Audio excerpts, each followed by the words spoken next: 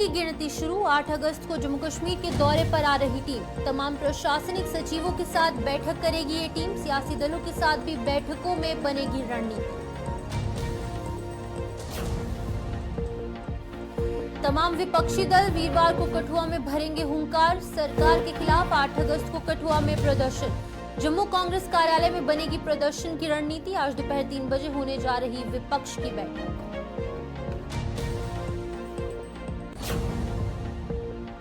जिला कठुआ में तरना सहित कई अन्य नाले उफान पर। बाढ़ से दयालाचक छला मार्ग कई घंटों तक बंद रहा। वहीं पर मार्ग पर अभी भी बाढ़ जैसे हालात, प्रशासन का हाई अलर्ट।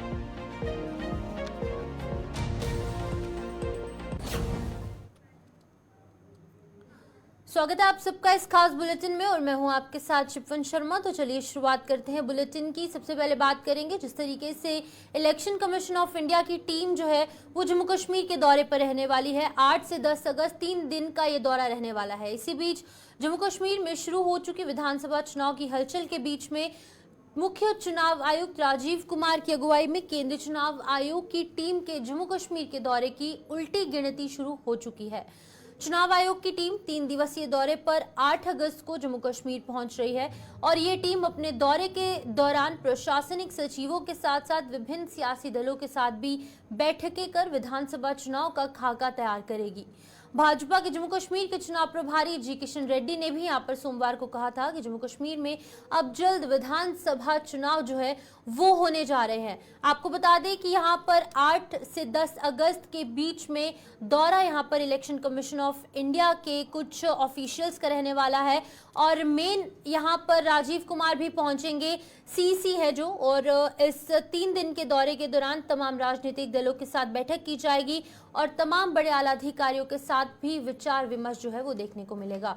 तो इस खबर पर जानकारी देने के लिए वरिष्ठ पत्रकार विनोद कुमार हमारे साथ ज्वाइन कर चुके हैं। विनोद जी, आप बताइएगा 8 से 10 अगस्त के बीच में दौरा इलेक्शन कमीशन ऑफ इंडिया का जम्मू कश्मीर में रहने वाला है, कितना इंपॉर्टेंट ये दौरा रहने वाला है? शिपन, कल ही जो जी किशन रेड्डी हैं यूनियन मिनिस्टर, उन्होंने 5 अगस्त 2019 के बाद 5वीं सालगिरह थी, उस सालगिरह के दौरान स्पष्ट शब्दों में कहा कि सितंबर 2024 में चुनाव हो जाएंगे। और उनका कहना है, क्योंकि वो जम्मू कश्मीर चुनाव प्रभारी भी हैं, उनका कहना बड़ा मायने रखता है। उससे पहले प्रधानमंत्री ने 21 और 20 जून को श्रीनगर में ये आह्वान किया था कि जम्मू कश्मीर को अपनी चुनी हुई सरकार मिल जाएगी। इसी बीच कहीं ना कहीं इलेक्शन कमीशन ऑफ इंडिया ने भी संकेत दिए कि आपको जल्द से जल्द सरकार मिलेगी। 11 दिसंबर 2023 को सुप्रीम कोर्ट ने ये वादा किया था, ये कहा था कि सरकार को सितंबर 2024 तक इलेक्शन करवाने होंगे। तो इन सब चीज़ें जब मेल खाती हैं और दूसरा 8 से 10 तारीख को full election commission of India का जम्मू कश्मीर के दौरे पर आना और साथ ही साथ इससे पहले BL संतोष जो राष्ट्रीय महासचिव संगठन है भारतीय जनता पार्टी के, उनका भी विजिट आने वाले दिनों में हो रहा है। ये सारी चीज़ें दर्शाती हैं कि किस तरीके से चुनाव की लगभग तैयारी हो रही है। लेकिन जो इलेक्शन कमीशन ऑफ इंडिया की फुल फ्लैश टीम आ रही है, उसका दौरा जो हो रहा है उस पर बड़ा निर्भर करता है कि वो कैसा आंकलन करते हैं। उनकी पहली मुलाकात जो होगी एडमिनिस्ट्रेटिव सेक्रेटरीज के साथ होगी, फिर आपको पता है कि डिप्टी कमिश्नर जो होते हैं वो जिला चुनाव अधिकारी होते हैं, उन सब से मुलाकात होगी। उसके बाद राजनीतिक दलों से वो जिरह करेंगे, राजनीतिक दलों से चर्चा करेंगे, आत्ममंथन आत्मचिंतन करेंगे, उसके बाद वो अंतिम मोहर लगा सकते हैं। तो संभावनाएं बड़ी प्रबल होती जा रही हैं जिस तरीके से घटनाक्रम बनते जा रहे हैं, जिस तरीके से स्टेटमेंट्स आती जा रही है। जी शिपन। विनोद जी, यहाँ पर असेंबली इलेक्शंस के साथ साथ अर्बन लोकल बॉडीज और साथ ही पंचायती राज इलेक्शंस का भी इंतजार सभी लोगों को और वहीं पर राजनीतिक दलों को भी है। क्या लगता है असेंबली इलेक्शंस के बाद या फिर पहले ULB और पंचायती राज इलेक्शंस हो सकती है? देखिए, पंचायती राज इलेक्शन कराने के लिए एक अपना इलेक्शन कमीशन होता है जी, जिसके हमारे स्टेट इलेक्शन कमिश्नर हैं या UT इलेक्शन कमिश्नर है BR शर्मा, बृजराज शर्मा, जो फॉर्मर हमारे चीफ सेक्रेटरी भी रह चुके हैं। और ये फैसला उनको लेना है, इसमें कोई दो राय नहीं है कि 25 सरपंच नहीं है। PRI पंचायती राज इंस्टीट्यूशन अभी बंद पड़ा हुआ है, उसमें नाम पे सिर्फ DDCs हैं और अर्बन लोकल बॉडीज़ की बात की जाए तो अर्बन लोकल बॉडीज़ का कार्यकाल भी समाप्त हो चुका है। हालांकि एक कमीशन बना है कि ओबीसी को कितनी सीटें आरक्षित की जाएंगी ओबीसी के लिए, उस पर चर्चा की जा रही है। लेकिन ये जो इलेक्शन कमिश्नर ऑफ इंडिया का फुल फ्लेज दौरा, पूरी टीम का दौरा है, ये सिर्फ और सिर्फ विधानसभा के चुनावों के परिप्रेक्ष्य में ही किया जा रहा है, लिहाजा इस पर सबकी निगाहें टिकी हुई हैं। जी शिवपाल। विनोद जी, जिस तरीके से आपने भारतीय जनता पार्टी के हवाले से जानकारी दी कि जी किशन रेड्डी ने भी यही कहा है कि भारतीय जनता पार्टी जो है वो तैयार है, वहीं पर बीएल संतोष ने भी यही कहा है, उनका भी दौरा जम्मू कश्मीर में देखने को मिलेगा। वहीं पर अगर हम बाकी पार्टियों की बात करें जो यहाँ की स्थानीय पार्टी है, नेशनल कॉन्फ्रेंस है, पीडीपी है, पीपल्स कॉन्फ्रेंस है, अपनी पार्टी है, वो कितने तैयार हैं इन इलेक्शंस के लिए? देखिए, आपको बता दें, अगर बड़ी पार्टी कहें, जब कांग्रेस की बात करते हैं जम्मू कश्मीर के परिप्रेक्ष्य में, तो कांग्रेस ने अपना मैनिफेस्टो बनाने के लिए पब्लिक के बीच में जाना शुरू कर दिया और ऑलमोस्ट ड्राफ्ट भी वो आहिस्ता आहिस्ता कर रहे हैं। अगर नेशनल कॉन्फ्रेंस की बात करें तो नेशनल कॉन्फ्रेंस ने भी अपना मैनिफेस्टो ऑलमोस्ट तैयार कर दिया। जब मैनिफेस्टो तैयार कर दिया जाता है, इट मीन्स कि वो पूरी तरह से इलेक्शन के लिए तैयार है। अगर एनसी के मैनिफेस्टो की बात करें तो उन्होंने प्रायोरिटी में डेली वेजर्स को भी रखा है और बिजली फ्री करने की बात की है, इवन कि पत्रकारों को भी कुछ रियायतों का जिक्र किया है। अगर कांग्रेस की बात करेंगे, कांग्रेस ने भी सेम लाइन टो की है। पीपल्स कॉन्फ्रेंस की बात करें या फिर अपनी पार्टी की बात करें, पीडीपी की बात करें, वो भी अपने बड़े नेताओं से मशवरा कर रहे हैं और सभी सियासी जमातें कमर कसे हुए हैं कि कब इलेक्शन अनाउंस होती है, अधिसूचना जारी होती है और अधिसूचना के तुरंत बाद वो अपनी गियरअप करते हैं अपनी सारी गतिविधियां। हालांकि अभी भी गियरअप है सारी गतिविधियां, लेकिन अधिसूचना जारी होते ही यहाँ जम्मू कश्मीर में मुझे लगता है कि पूरा माहौल जो है राजनीतिक रंग में रंग जाएगा। ठीक है विनोद जी, आप बने रहिए हमारे साथ, अगली खबर पर भी आपसे जानकारी लेंगे। इसी बीच अगली खबर की ओर बढ़ते हैं, जहां पर केंद्र की एनडीए सरकार और वहीं पर जम्मू कश्मीर प्रशासन के खिलाफ अब मोर्चा खुल चुका है। विपक्षी जो है वो वहां पर वीरवार 8 अगस्त को कठुआ में विरोध प्रदर्शन करने जा रहा है, जहां पर जम्मू के कांग्रेस कार्यालय में आज तमाम विपक्षी दल कठुआ में होने वाले इस विरोध प्रदर्शन की रणनीति तय करने जा रहे हैं। ये दल आज एक बैठक कर इस पर चर्चा करेंगे। वहीं पर विपक्षी दलों ने सरकार के खिलाफ प्रदर्शनों की शुरुआत शनिवार 3 अगस्त को जम्मू से की थी, जहां पर पीपल्स डेमोक्रेटिक पार्टी की बात करें, नेशनल कॉन्फ्रेंस की बात करें, वहीं पर शिवसेना उद्धव बाला साहेब ठाकरे सहित कई जो अन्य दल हैं, उन्होंने जम्मू कश्मीर को राज्य का दर्जा वापस लौटाने और उपराज्यपाल के अधिकार क्षेत्र बढ़ाने वाले संशोधनों को वापस लेने सहित कई अन्य मांगों को लेकर सरकार के खिलाफ लामबंद हो चुके हैं। जहां पर जम्मू से विरोध प्रदर्शन की तस्वीरें हमने देखी, वहीं पर अब जो है वो 8 अगस्त को जिला कठुआ में भी विरोध प्रदर्शन जो है वो देखने को मिलेगा। तो एक बार फिर से विनोद जी हमारे साथ ज्वाइन कर चुके हैं। विनोद जी, आप बताइएगा, जिस तरीके से जम्मू में विरोध प्रदर्शन हुआ, महाराजा हरि सिंह जी की प्रतिमा के पास ये विरोध प्रदर्शन देखने को मिला, अब जिला कठुआ में भी प्रदर्शन होने जा रहा है, इसकी रणनीति तय की जाएगी, क्या कुछ कहेंगे?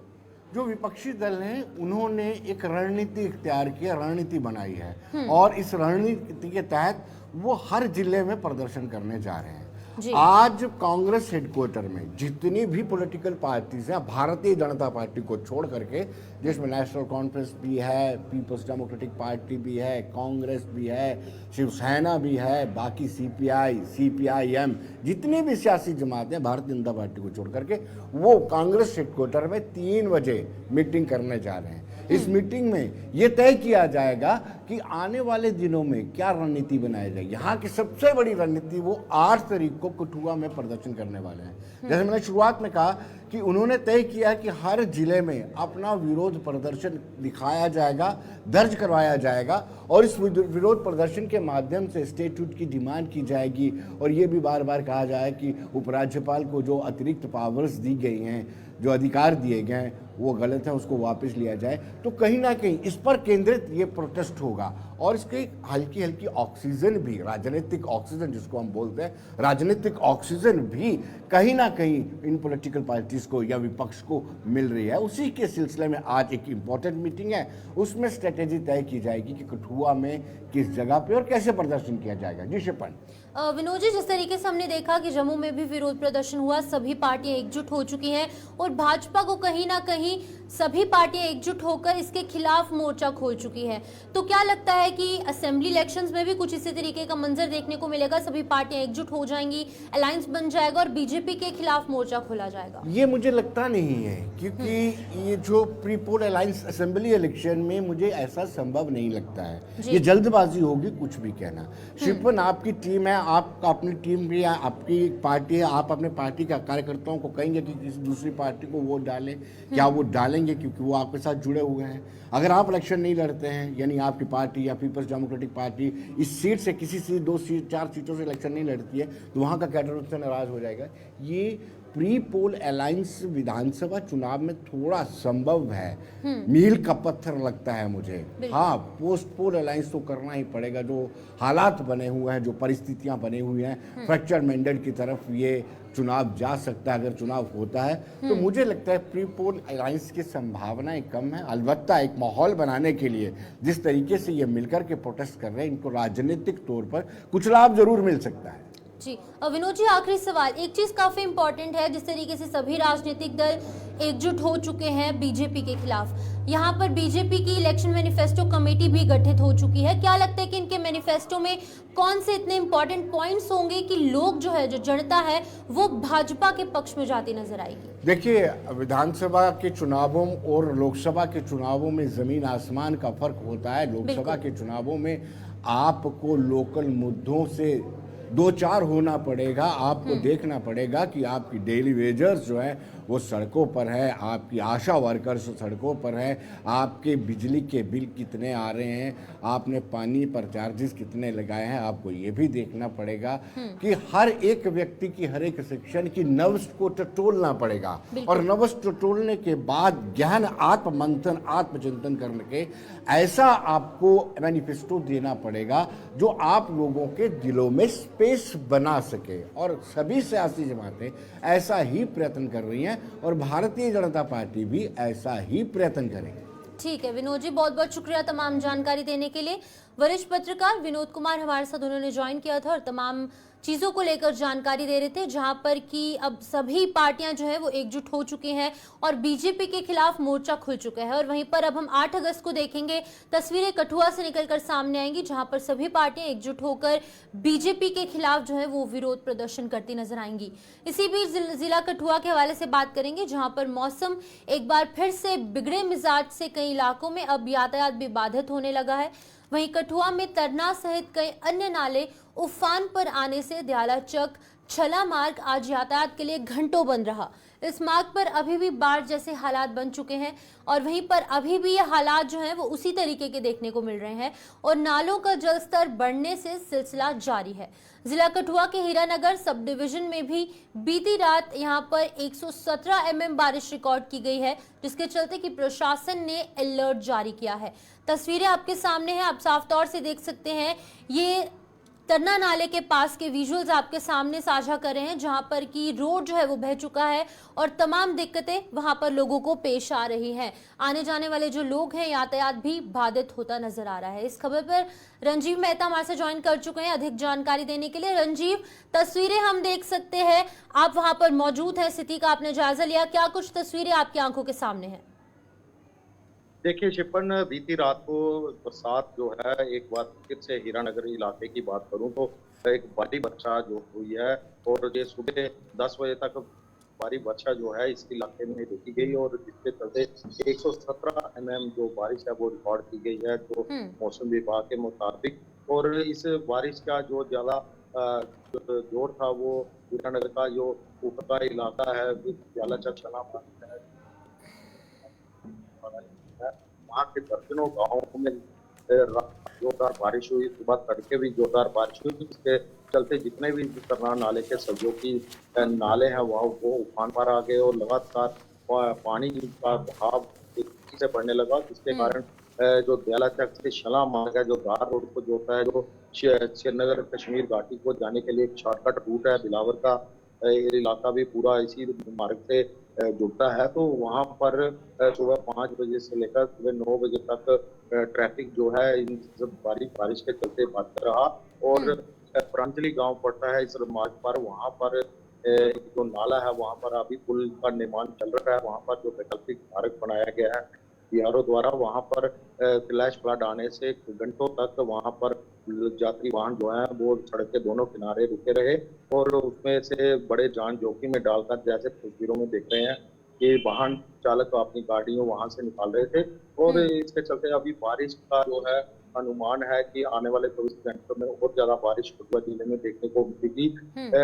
फ्लड कंट्रोल के मुताबिक 25,000 क्यूसेक पानी जो है वो तरनार नाले की गेज में दर्ज किया गया है अभी तक का, और लगातार इसके बढ़ने की उम्मीद थी, लेकिन अभी साफ हो चुका है इस इलाके में।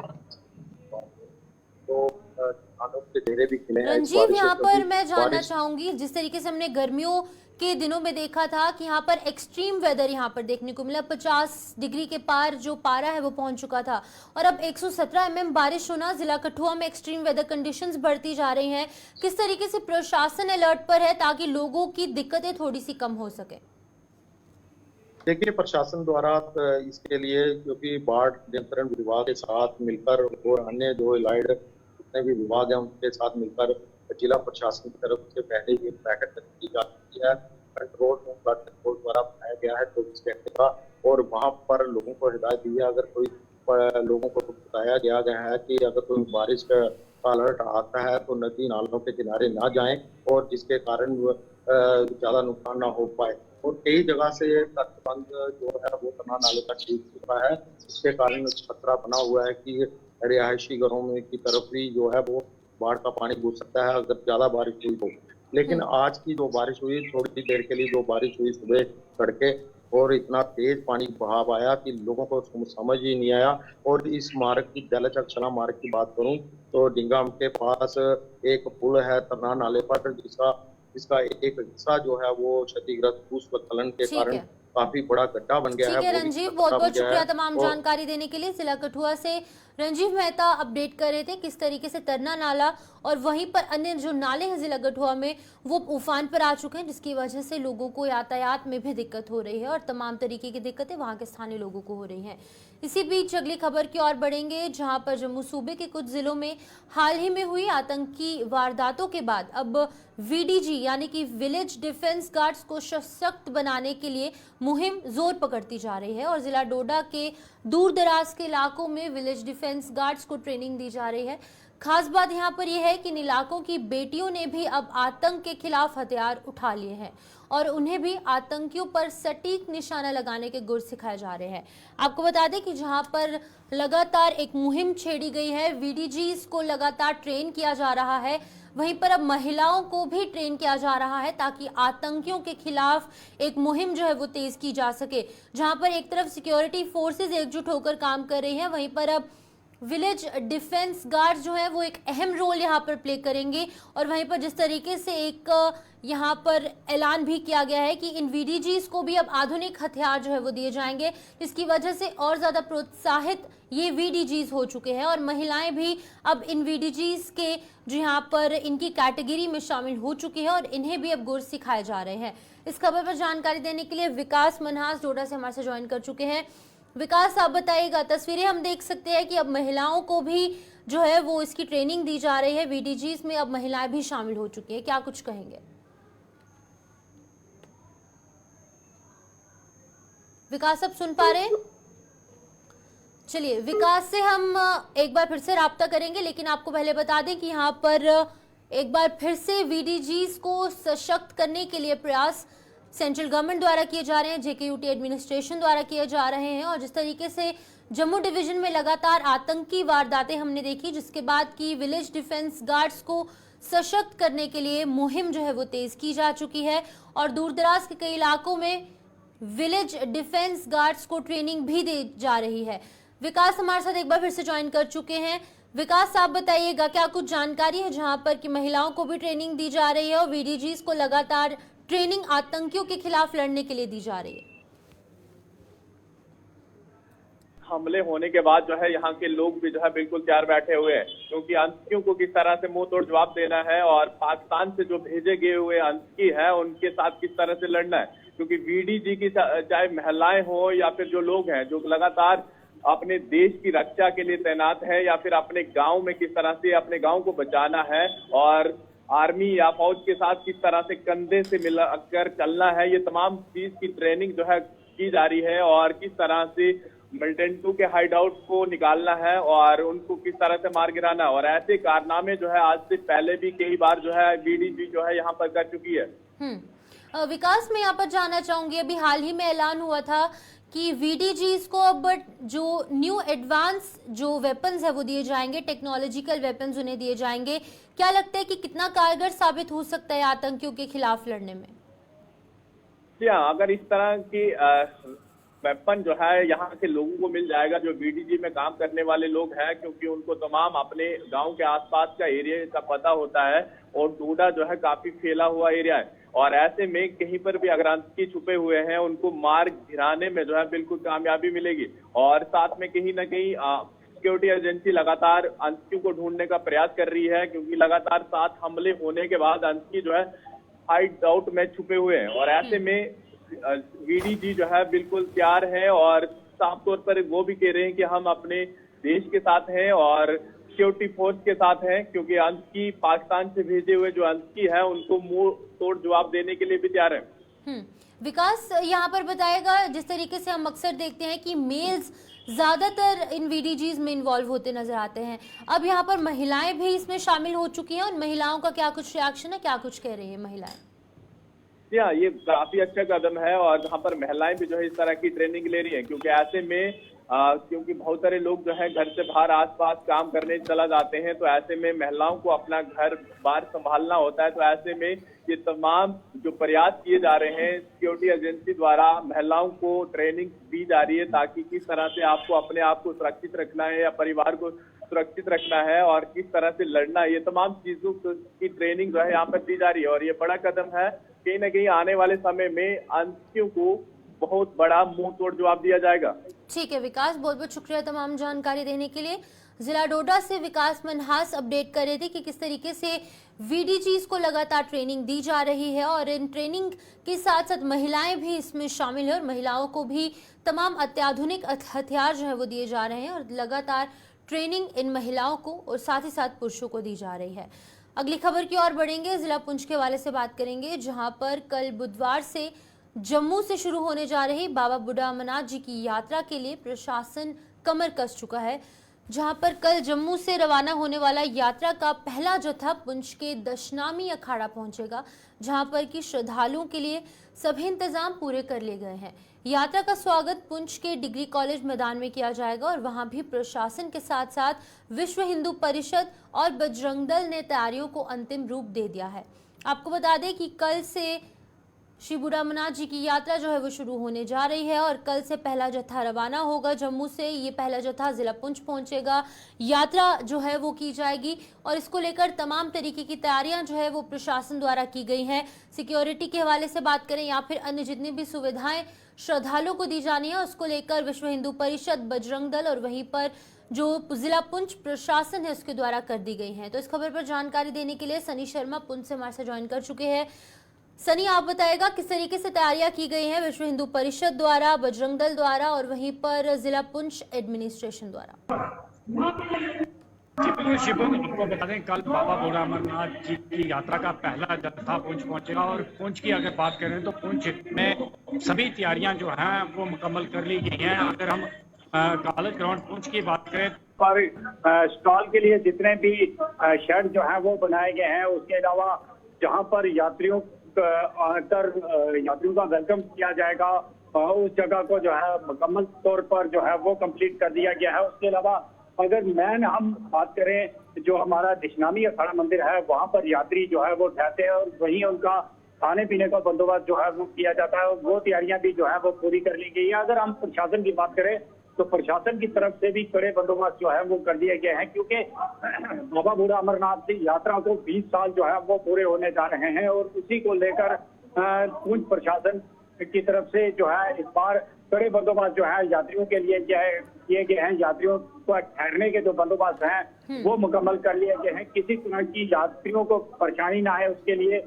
बंदोबस्त जो है वो पूरे कर लिए गए। और सबसे बड़ी बात है इस बार यात्रा के लिए टाइम जो है वो तय किया गया है कि किस समय यात्री जो है बीजी से जो है वो रवाना होंगे, क्योंकि जिस तरह से पुंछ को अगर बात करें, पुंछ के माहौल को लेकर, क्योंकि पिछले कई दिनों से हम देख रहे हैं कि पुंछ के अंदर कई तरह की अफवाहें जो है वो फैलाई जा रही थी और प्रशासन ने उसको देखते हुए यात्रियों की जितनी भी बसें आनी है उनको लेकर एक एडवाइजरी जो है वो जारी की गई है, जिसमें ये बताया गया है कि 4 बजे से पहले पहले जो है यात्रियों की जो बसें हैं उन्हें बीजी जो है वो क्रॉस करना होगा। उसके अलावा उसके बाद किसी भी यात्री बस को वहां से आने की इजाजत जो है वो नहीं दी जाएगी। वही बाबा बूढ़ा अमरनाथ मंदिर की अगर बात करें तो वहां भी तैयारियां जो है वो पूरी कर ली गई हैं। सनी, सिक्योरिटी के हवाले से बताइएगा, जिस तरीके से आपने बताया कि बिम्बर गली को 4 बजे से पहले क्रॉस करना होगा और जो वापसी में जो यात्री हैं उन्हें 12 बजे से पहले जो है वो बिम्बर गली को क्रॉस करना होगा। कितना इंपॉर्टेंट ये फैसला लिया गया है, क्योंकि अक्सर इस तरीके के फैसले जो है वो अमरनाथ जी यात्रा के लिए ले जाते हैं, नेशनल हाईवे पर इस तरीके के टाइम लिमिट जो है वो लगाए जाते हैं। कितना इंपॉर्टेंट फैसला जिला पुंछ प्रशासन द्वारा लिया गया है?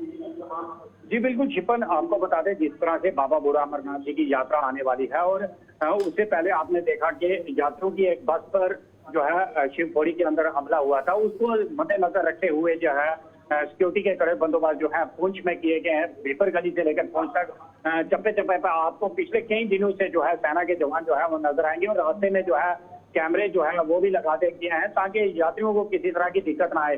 वहीं अगर हम सिक्योरिटी की बात करें तो सिक्योरिटी को बहुत ज्यादा बढ़ा दिया गया है। ठीक है सनी, बहुत बहुत शुक्रिया तमाम जानकारी देने के लिए।